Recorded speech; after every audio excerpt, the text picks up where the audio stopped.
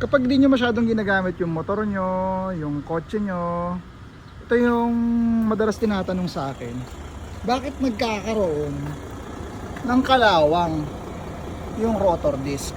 Normal yan mga sir, kasi nga hindi mo nga ni ginagamit. So paano gagawin mo sir?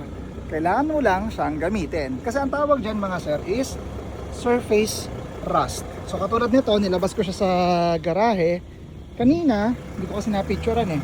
Punong-puno ng surface rust to. O, since ginamit na natin siya, napreno natin ng saglit, nawala na agad yung surface rust niya. So ano sagot? Gamitin mo nga ni, mag long ride ka na. Ito mga sir yung mga motor ko. Ito yung Jordan. Tignan natin kung ayun, nagde-develop siya ng surface rust. Kita niyo yan? Yung Aerox V3 ko, tingnan din natin. Ito matagal din itong hindi nagamit. Ayan, nakita nyo? Nagkakalawang din.